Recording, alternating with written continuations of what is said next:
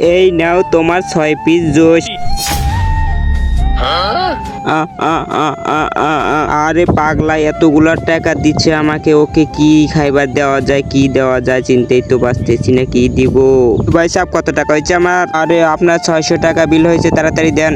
আরে ভাই কি বলেন, 6টা জুসের দাম কি 600 টাকা কম? কত দিব এটা বলেন। আরে আপনার 600 টাকাই দিতে হবে। এ ভাই এই নেন আপনার 600 টাকা, 1 টাকা কম রাখলেন না, নেক্সট টাইম আর আসবেন আপনার দোকানে। আরে আপনার মতো কাস্টমার আমার দরকার নাই, দেন টাকা, যান এই জায়গাতে, আর জানি এসেন না এই জায়গা, ঠিক আছে চলে যান। আরে ভাই আমার সাথে এরকম ব্যবহার করতেছেন কেন? আমি তো আপনার নিয়মিত কাস্টমার। আরে বোন বললেন না সকাল থেকে মাথা ঠিক নাই, সেজন্য এরকম ব্যবহার করছি, সরি, আপনি এই জায়গাতে আন, ঠিক আছে।